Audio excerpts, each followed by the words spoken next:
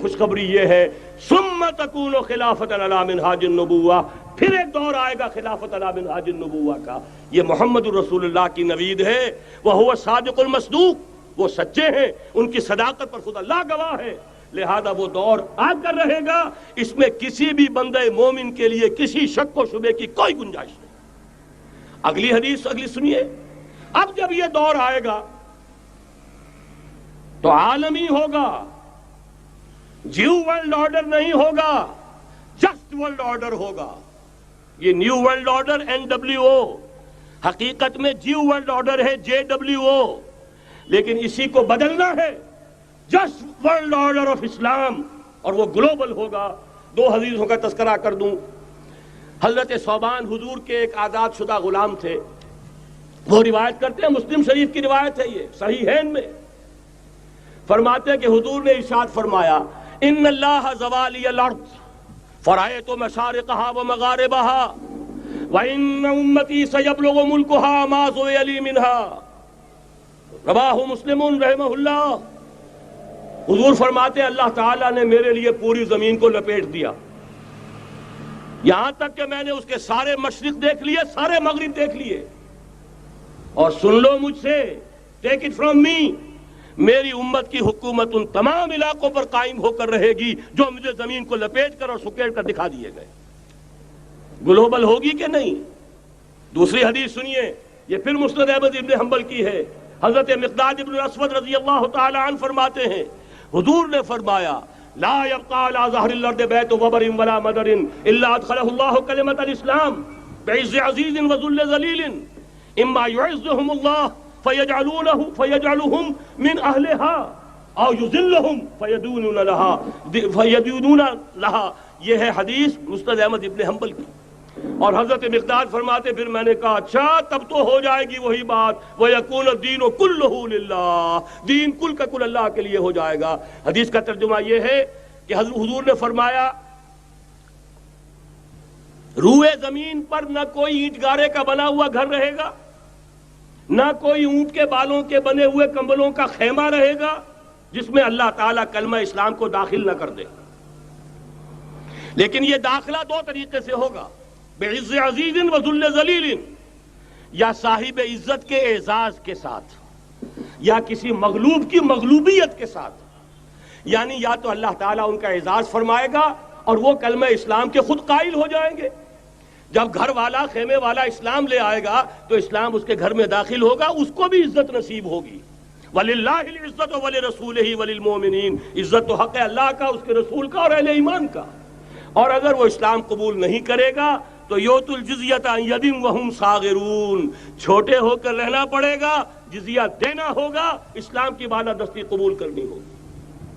بتائیے اس کے بعد بھی کوئی شک ہے؟ یہ ہے آسمانی نقشہ۔ یہ اللہ فرما رہے ہیں واللہ متم نورہ ویابی اللہ الا یتم نورہ لیظہرہ علی الدین کلہ ولو کرہ المشرکون، یہ اللہ کا فیصلہ ہے۔ ادھر یریدون لیطفئوا ہے، یہ زمینی نقشہ ہے۔ اب شکل کیا ہے؟ اب میں آپ سے عرض کر دوں کہ ان دونوں کے مابین جو خلا نظر آ رہا ہے، کوئی شخص یقین کے ساتھ نہیں کہہ سکتا کہ اب حالات کا کیا رخ ہوگا، اس لیے کہ ظاہر بات ہے قرآن مجید میں مستقبل کے بارے میں خود حضور سے کہلوایا گیا وَإِنْ أَدْرِي أَقَرِيبٌ أَمْ بَعِيدٌ مَا تُوعَدُونَ، لوگوں مجھے معلوم نہیں ہے کہ جس بات کی تمہیں خبر دی جا رہی ہے وہ قریب آ چکا ہے یا دور ہے۔ وَإِنْ أَدْرِي لَعَلَّهُ فِتْنَةٌ لَكُمْ وَمَتَاعٌ إِلَىٰ حِينٍ، اور میں نہیں جانتا، ہو سکتا ہے اللہ کچھ اور مہلت دے دے تمہیں، اور کچھ اور آزمائش جو ہے اس کے لیے تمہارے لیے کوئی اور مہلت عطا فرما دے، ہو سکتا ہے۔ تو میں بھی کسی دعوے سے نہیں کہہ رہا، لیکن دو امکانات ہیں۔ امکان نمبر ایک کیا ہے؟ ابھی عالم اسلام کا ایک سالڈ بلاک ہے جو یہودی ورلڈ آرڈر کی نگاہوں میں کھٹک رہا ہے۔ میں کھٹکتا ہوں دل یزداں میں کانٹے کی طرح۔ اگرچہ ان کی اسٹریٹجی کیا ہے؟ ایک ایک کر کے ان کے حصے بکھرے کر کے تیا پانچا کرو۔ ابھی وہ بلاک کون سا ہے؟ ایران ہے، افغانستان ہے، پاکستان ہے، اور روسی ترکستان سے آزاد ہونے والی جو ریاستیں ہیں، یہ ایک سالڈ بلاک ہے۔ یہ عجمی مسلمان عربی نہیں، عربی گئے، یہ نوٹ کر لیجئے، اس لیے کہ عربوں کو اللہ نے فضیلت دی تھی، محمد ان میں سے تھے صلی اللہ علیہ وسلم، یہ رتبہ بلند ملا جن کو مل گیا، لیکن ساتھ ہی اللہ نے دھمکی بھی دے دی تھی سورہ محمد میں، ان تتولوا یستبدل قوما غیرکم، اگر تم پیٹھ دکھا دو گے اس مشن کو جو ہم نے تمہارے حوالے کیا ہے، تمہیں ہٹائیں گے، کسی اور کو لے آئیں گے۔ اور یہ بات ہو چکی ہے 13ویں صدی عیسوی میں، 1258 میں جب سقوط بغداد ہوا ہے، عربوں کے ہاتھ سے عالم اسلام کی قیادت چھین لی گئی، معزول کر دیے گئے۔ اس کے بعد قیادت کن کے ہاتھوں میں آئی؟ ترکوں کے ہاتھ میں، ترکان تیموری ہندوستان میں، ترکان صفوی ایران میں، ترکان سلجوقی مڈل ایسٹ میں، اور ترکان عثمانی کا تو کہنا ہی کیا ہے، وہ ایشیا مائنر سے چل کر آپ کو معلوم ہے کہ مشرقی یورپ کا کتنا بڑا علاقہ، دی گریٹ آٹومان امپائر اس صدی کے آغاز تک قائم تھی۔ اس صدی میں عجیب عجیب معجزے ہوئے ہیں۔ گریٹ آٹومان امپائر جو 3 بر اعظموں پر محیط، نام و نشان ختم۔ The great U S S R, نام و نشان ختم۔ اب تو روس صاحب ایک ملک کی حیثیت سے رہ گئے۔ یہ اس صدی میں دو اور وقت نہیں ہے میں اور آپ کو کیا بتاؤں، اس صدی میں تو بڑے بڑے عجیب عجوبے ہوئے ہیں، بڑی بڑی 2 عظیم جنگیں ہو چکی ہیں، تیسری جو ہے سر پر کھڑی ہے، دور نہیں ہے، جس کو حدیث میں کہا گیا ہے الملحمۃ العظمی، تاریخ انسانی کی عظیم ترین جنگ، اور وہی صلیبی جنگ جس کا آغاز بوسنیا سے ہو چکا ہے۔ بہرحال اس وقت جو میں کہہ رہا تھا، ورنہ میرے پاس تو یعنی یہ کہ درد دل کہنے کے لیے وقت نہیں ہے، مجھے اپنی بات کو محدود کرنا پڑ رہا ہے، لیکن میں اب آ رہا ہوں اصل موضوع کی طرف، کہ ایک امکان تو یہ ہے کہ اس بلاک میں اسلام کا احیاء ہو، اور اس کے لیے کچھ نویدیں بھی موجود ہیں احادیث نبویہ میں۔ وہ تو آپ نے سنا ہوگا اقبال کا شعر، میرے عرب کو آئی ٹھنڈی ہوا جہاں سے، میرا وطن وہی ہے، میرا وطن وہی ہے۔ حدیث میں آتا ہے یخرج ناس من المشرق یؤتون للمہدی، یعنی سلطانہ، مشرق سے فوجیں نکلیں گی کہ جو کہ مہدی کی حکومت قائم کریں گی۔ یہ مہدی اہل تشیع کے مہدی اور ہیں، ہمارے مہدی اور ہیں۔ اہل تشیع کے عقیدے کے مطابق ان کے بعد میں امام جو روپوش ہو گئے تھے وہ امام مہدی ہیں، وہ ظاہر ہو جائیں گے، ابھی امام غائب ہیں، پھر وہ ظاہر ہو جائیں گے۔ ہمارے نزدیک یہ مہدی پیدا ہوں گے یا ہو چکے ہوں، اور یہ ہوں گے حضرت فاطمہ کی نسل ہی سے رضی اللہ تعالی عنہا، لیکن عالم عرب کے اندر پھر ایک طاقت بن کر ابھریں گے، باطل کی قوتوں کے خلاف جہاد کریں گے، لیکن ان کو مدد آئے گی 2 طرف سے، ایک زمینی مدد آئے گی مشرق سے، ایک آسمانی مدد آئے گی، عیسیٰ ابن مریم کا نزول، حضرت مسیح علیہ السلام جو زندہ آسمان پر اٹھائے گئے تھے نازل ہوں گے، اور در حقیقت ان 2 مددوں کے نتیجے میں پھر یہود کا قلعہ قمع ہوگا، اور یہی گریٹر اسرائیل ان کا گریٹر گریو یارڈ بن کر رہے گا، عظیم تر قبرستان بن کر رہے گا۔ اس کی بڑی واضح حدیثیں موجود ہیں، اس کی بڑی تفصیلی خبریں موجود ہیں، یہ احادیث کی کتب کے اندر، بدقسمتی سے ہماری اس کی طرف توجہ نہیں۔ ایک تو یہ ہو سکتا ہے، اسی طریقے سے ایک اور حدیث ہے، یخرجو من خراسان رایات سود، اور یہ مسلم شریف کی روایت ہے، نوٹ کیجئے گا، نہیں ترمذی شریف کی روایت ہے، یخرجو من خراسان رایات سود لا یردها شیء حتی تنصب بإیلیا، اور خراسان حضور کے زمانے میں آج کے افغانستان کا نام تھا۔ یہ افغانستان میں جو جہاد ہوا ہے، غلطیاں ہوئی ہیں اور غلطیوں کا خمیازہ بھگت رہے ہیں۔ یہ تو اللہ تعالیٰ کی سنت ہے جس میں اللہ نے صحابہ کو بھی ایگزمپٹ نہیں کیا، غلطی کی سزا دی ہے۔ 35 صحابہ کی غلطی غزوہ احد میں ہوئی، جہاں سے حکم تھا کہ مت ہٹنا، 50 میں سے 35 ہٹ گئے، نتیجہ کیا نکلا؟ فتح شکست میں بدل گئی، 70 صحابہ شہید ہو گئے۔ اللہ تعالیٰ نے فرمایا وَلَقَدْ صَدَقَكُمُ اللَّهُ وَعْدَهُ إِذْ تَحُسُّونَهُم بِإِذْنِهِ حَتَّىٰ إِذَا فَشِلْتُمْ وَتَنَازَعْتُمْ فِي الْأَمْرِ وَعَصَيْتُم مِّن بَعْدِ مَا أَرَاكُم مَّا تُحِبُّونَ۔ مسلمانوں، ہم سے گلہ نہیں کر سکتے، ہم نے اپنا وعدہ سچا کر دکھا دیا تھا جبکہ تم انہیں گاجر مولی کی طرح کاٹ رہے تھے، لیکن جب تم ڈھیلے پڑ گئے، تم نے ڈسپلن کو توڑا، تم نے اختلاف کیا، تو سزا دی ہم نے۔ تو اگر صحابہ کرام رضوان اللہ تعالی علیہ مجمعین، خیر الناس بعد الانبیاء، پوری نوع انسانی کے اندر انبیاء کے بعد بلند ترین انسان، اگر ان کی بھی غلطی کا خمیازہ جو ہے اللہ نے چکھایا، کیوں چکھایا؟ ضروری تھا، آئندہ کے لیے سبق ہو جائے۔ یہ وَلِيُمَحِّصَ مَا فِي قُلُوبِكُمْ، تاکہ تمہارے دلوں کے اندر اگر کہیں کوئی کھوٹ ہے اور پاک کر دیں ہم۔ اس لیے بہرحال غلطیاں ہوئی ہیں افغانستان میں، ایک امام کے ساتھ بیعت نہیں تھی، بلکہ بدقسمتی اور بڑھ کر یہ ہے بیعت کر کے توڑ دی۔ عبد الرسول سیاف صاحب کے ہاتھ پر ہمارے پاکستان کے 7 گروپ جو تھے، انہوں نے عین حرم میں بیٹھ کر بیعت کی اور پاکستان آ کر بیعت توڑ دی۔ سزا اس کی مل رہی ہے، آپس کی خانہ جنگی یوں ہی نہیں ہو رہی، کوئی سبب ہے، لہذا یہ سزا تو ملے گی، لیکن جتنا خون یہاں پر خلوص کے ساتھ دیا گیا ہے اس کی مقدار بھی کم نہیں ہے، یہاں سے خیر برآمد ہوگا۔ اور دوسری بات اپنے بارے میں نوٹ کر لیجئے، یہ پاکستان، بچا کھچا Pakistan, what remains of Pakistan, یہ اصل میں ہے کیا؟ مولانا بہت خوبصورت انداز میں فرما رہے تھے، یہ 313 نہیں تھے، اسلام تھا۔ اسی طرح نوٹ کیجئے، پاکستان نہیں ہے، 4 صدیوں کی تجدیدی مساعی کا حاصل ہے۔ آپ نے کبھی نوٹ کیا ختم نبوت کے بعد اب سب سے اونچا منصب کس کا ہے؟ مجددین۔ سنن ابی داؤد کی روایت، ان اللہ یبعث فی هذه الامہ علی راس کل 100 عام من یجدد لها دینها۔ اور نوٹ کیجئے، کوئی بات ہے 1000 برس تک سارے مجدد عالم عرب میں پیدا ہوئے، جیسے ہی دوسرا 1000 سال شروع ہوا، الف ثانی کا مجدد اعظم شیخ احمد سرہندی کہاں تھا؟ صنم خانہ ہند میں حاضر ہوا۔ میں شیخ مجدد کی لحد پر، وہ خاک کے ہے زیر فلک مطلع انوار، گردن نہ جھکی جس کی جہانگیر کے آگے، جس کے نفس گرم سے ہے گرمی اعراض۔ وہ پھر 12ویں صدی کا مجدد اعظم امام الہند شاہ ولی اللہ دہلوی، 13ویں صدی کا مجدد اعظم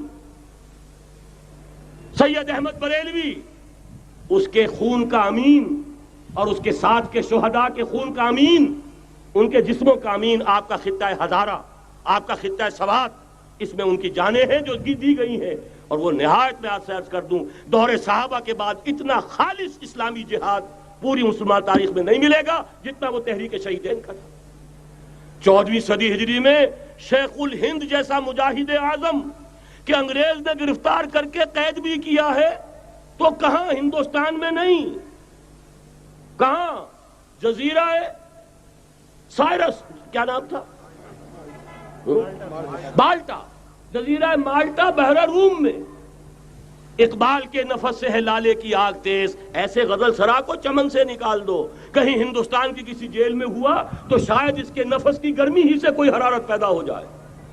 اور اسی صدی میں، 14ویں صدی ہجری میں، اقبال جیسا مفکر، اسی 14ویں صدی ہجری میں مودودی جیسا مصنف، اسی 14ویں صدی ہجری میں مولانا الیاس جیسا مبلغ رحمہم اللہ، عظیم شخصیتیں آج پورے عالم اسلام میں آپ کو تبلیغی دوست ملیں گے۔ یہ کہاں سے شروع ہوئی تحریک؟ دہلی کی ایک چھوٹی سی مسجد سے، وہ مسجد بنگلے والی اب تو بڑی عالیشان ہو گئی ہے، جب وہاں شروع ہوا تھا کام بڑی چھوٹی سی مسجد۔ یہ سارے کام یہاں کیوں ہوئے؟ پورا عالم اسلام آزاد ہوا، کہیں نعرہ اسلام کا نہیں لگا، کہیں عرب قومیت پر، کہیں کسی اور عصبیت پر تحریکیں چلی ہیں، صرف تحریک پاکستان تھی کہ پاکستان کا مطلب کیا؟ لا الہ الا اللہ۔ کوئی سبب ہے کہ یہاں قرارداد مقاصد پاس ہوئی، حاکمیت اللہ کی ہے، کہ اکبر نام لیتا ہے خدا کا اس زمانے میں۔ یہ سارا ماضی سامنے رکھیے اور حضور کی دی ہوئی پیشن گوئیوں کا مستقبل سامنے رکھیے، ان دونوں سے ثابت ہوتا ہے اس خطہ ارضی سے کچھ ہونا ہے۔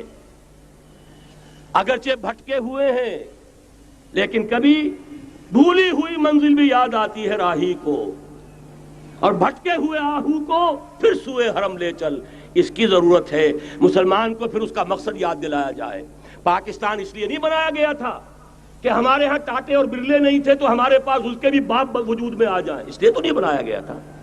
پاکستان اس لیے نہیں بنایا گیا تھا کہ جاگیرداروں کی جاگیرداریاں محفوظ ہو جائیں، پاکستان اس لیے تو نہیں بنایا گیا تھا اور یہ کہ نمازیں اور مسجدیں تعمیر ہو جائیں، مسجدیں تو امریکہ میں تعمیر ہو رہی ہیں، عالی شان سے عالی شان، اس لیے پاکستان نہیں بنا تھا۔ آج بھی مسلمان، میں معذرت سے عرض کر رہا ہوں مولانا سے، آج بھی بھارتی مسلمان کی ایوریج نمازی ہونے کے اعتبار سے پاکستانی مسلمان سے کہیں بہتر ہے۔ آج بھی برقع نظر آ جائے گا تو ہندوستان میں نظر آ جائے گا۔ میں نے اپنی آنکھوں سے دیکھا چند سال پہلے، جب مکہ مسجد حیدرآباد دکن میں 3 دن مسلسل میری تقریریں ہوئی ہیں، 10,000 مرد اور 5,000 خواتین، اور ان میں سے کوئی بغیر برقعے کے نہیں تھی۔ ایک سیلاب نظر آ رہا تھا برقعوں کا کہ جب جلسہ ختم ہوا ہے رات کے 12 بجے 3 دن تک متواتر۔ یہاں کہاں نظر آئے گا برقع آپ کو؟ یہاں تو جس کے بعد 2 پیسے ہو گئے اس نے سب سے پہلے برقع اتار کے پھینک دیا۔ معلوم اچھی طرح سمجھ لیجئے، یہ چیزیں تو وہاں زیادہ ہیں یہاں کی نسبت۔ اصل ضرورت تھی کہ یہاں اس نظام کو قائم کیا جائے، وہ نظام عدل اجتماعی، وہ جس میں حریت ہو، جس میں عام آدمی بھی خلیفہ وقت کو ٹوک سکے۔ یہ کرتا کیسے بن گیا؟ ایک خاتون بھی کھڑی ہو کر دامن پکڑ لے، عمر تمہیں کیا حق ہے کہ ہمارے مہر کے اوپر پابندی لگا رہے ہو، جبکہ اللہ نے نہیں لگائی۔ اللہ قرآن میں قنطارہ کا لفظ استعمال کر رہا ہے۔ ڈھیروں سونا دے دے کوئی شخص اپنی بیوی کو مہر کے اندر، طلاق دیتے وقت اس میں سے کچھ نہیں لے سکتا، آپ کون ہوتے ہیں ہمارے حق کے اوپر پابندی لگانے والے؟ اور عمر نے کہا، آج ایک بڑھیا نے وہ اب عمر کو دین سکھایا، آرڈیننس واپس۔ حضرت سعد بن ابی وقاص رضی اللہ تعالی عنہ جو فاتح ایران تھے، وہ گورنر ایسے ہی نہیں بن گئے تھے ریوڑیاں بٹی ہو اور گورنری مل گئی ہو، وہ تو خود فاتح تھے ایران کے، اس لیے گورنر تھے۔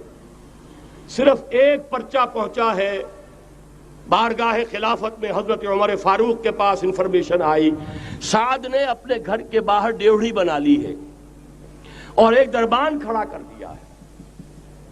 حضرت بلال کو بھیجا ہے رقعہ دے کر، اور یہ حکم تھا کہ بلال پہلے تو جاتے ہی ڈیوڑی میں آگ لگا دینا، پھر یہ رقعہ دینا میرا۔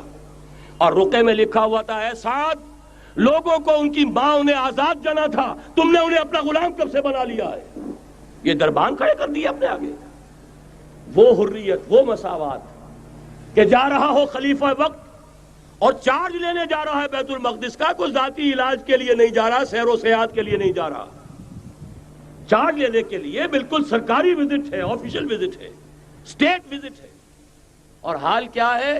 700 میل کا فاصلہ طے کرنا اور ایک اونٹنی، کوئی انٹوریج نہیں، کوئی خدم و حشم نہیں، کوئی جمبو جٹ بھرے ہوئے نہیں، کچھ نہیں، ایک اونٹنی، ایک خادم۔ اس ایک اونٹنی پر چونکہ راستے کا راشن بھی ہے لہذا 2 آدمی نہیں بیٹھ سکتے، ایک بیٹھ سکتا ہے۔ ایک منزل خلیفہ وقت بیٹھا ہوا ہے اوپر اور خادم نکیل پکڑ کر چل رہا ہے، اگلی منزل خادم اوپر بیٹھا ہے اور خلیفہ وقت عمر بن الخطاب رضی اللہ تعالی عنہ اور وہ آگے آگے نکیل پکڑ کر چل رہے ہیں۔ یہ نظام چاہیے آج نوع انسانی کو۔ اس کے انتظار میں، اس کی تلاش میں نوع انسانی نے کتنے تجربے کر لیے، کیسی چھلانگیں لگائیں، ملوکیت ختم کی، آسمان سے گرا کھجور میں اٹکا، جمہوریت آئی نام نہاد، لیکن وہ سرمایہ دارانہ نظام بن کر آگے سے بڑھ کر لعنت بن گئی۔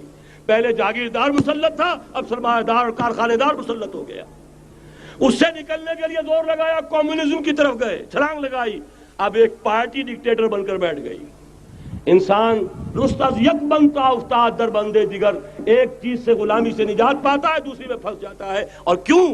کہ وہ نظام عدل اجتماعی جو محمد عربی کو دے کر بھیجا گیا تھا، اس کے کسٹوڈین سوئے ہوئے ہیں، اس کے کسٹوڈینز کو اندازہ ہی نہیں۔ یہ نسخہ تو ہمارے پاس تھا، ہمیں عمل کرنا تھا اور دنیا کے سامنے پیش کرنا تھا۔ پاکستان بنایا اس لیے گیا تھا کہ ہم اس کا ایک نمونہ دنیا کے سامنے پیش کریں گے۔ قائد اعظم نے فرمایا تھا کہ ہم یہ چاہتے ہیں کہ پاکستان کی صورت میں عہد حاضر میں اسلام کے اصول حریت و اخوت و مساوات کا ایک نمونہ قائم کر کے دکھائیں۔ کہاں ہے وہ؟ بھٹک گئے، سو گئے۔ بہرحال اب بھی وقت ہے، جب تک سانس تب تک آس۔ میرے عزیز نے تو ڈرایا ہے اور صحیح ڈرایا ہے۔ اللہ تعالیٰ نے 25 برس انتظار کیا تھا، پہلے عذاب کا کوڑا پھر مارا ہماری پیٹھ پر۔ وَلَنُذِيقَنَّهُم مِّنَ الْعَذَابِ الْأَدْنَىٰ دُونَ الْعَذَابِ الْأَكْبَرِ، بڑے عذاب سے پہلے چھوٹا عذاب کا مزہ چکھائیں گے۔ لَعَلَّهُمْ يَرْجِعُونَ، شاید کہ لوٹ آئیں۔ وہ ہم سے 1000 میل کے فاصلے پر ہوا تھا، اگرچہ 93,000 ہمارا کڑیل جوان، جن میں غالباً 43,000 فوجی، اور یہ کہ تقریباً اتنی تعداد میں جو غیر فوجی تھے، وہ اس ہندو کے غلام بنے، قیدی بنے، جن پر 800 برس تک، کہیں 600 برس تک، کہیں 1000 برس تک حکومت کی تھی۔ اتنی بڑی شکست کا کلنک کا ٹیکا ہماری پیٹھ پر پڑا۔ پہلے عذاب کا کوڑا آ گیا تھا، 25 برس ہو گئے تھے قمری حساب سے، نوٹ کر لیجئے، یہ نہ سمجھیے 24.25 برس ہوئے تھے، 24.25 برس قمری حساب سے 25 برس تھے۔ اور اب نوٹ کر لیجئے اگلے 25 برس کے پورے ہونے میں اگلے رمضان کی 27 تاریخ تک صرف مہلت ہے۔ نصف صدی پوری ہوا چاہتی ہے۔ کوئی عجب نہیں اس عذاب الادنا کے بعد ہم جاگے نہیں، ہوش میں نہیں آئے، کوئی عجب نہیں کہ بڑے عذاب کا کوڑا ہماری پیٹھوں پر برس جائے۔ لیکن مجھے یہ یقین ہے، نوٹ کر لیجئے، اگر یہ دوسرا امکان ہو گیا، خدا نہ خواستہ اللہ کے عذاب کا کوڑا ہماری پیٹھ پر برسا، مجھے یقین ہے اللہ ہندوؤں کو مسلمان بننے کی توفیق دے گا، لیکن اسلام کا بول بالا اسی خطے سے ہوگا۔ تاریخ میں یہ ہو چکا ہے آیا فتنہ تاتار کے افسانے سے، پاسباں مل گئے کعبے کو صنم خانے سے۔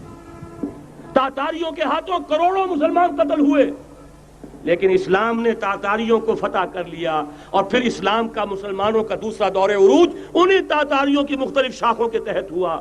وہ تاتاری ہی تو تھے، وہ سارے ہورس، ٹرکش ہورس، ترکان تیموری، ترکان صفوی، ترکان سلجوقی، ترکان عثمانی، وہی تو سٹاک تو وہی ہے آیا فتنہ تاتار کے افسانے سے، پاسباں مل گئے کعبے کو صنم خانے سے، اس لیے کہ حضور نے فرمایا مشرق سے ہوگا، یہاں سے فوجیں چلیں گی، تو کوئی عجب نہیں۔ بہرحال یہ دو امکانات ہیں، لیکن اس کا فیصلہ تیرے ہاتھوں میں ہے، دل یا بدن، سیدھی بات۔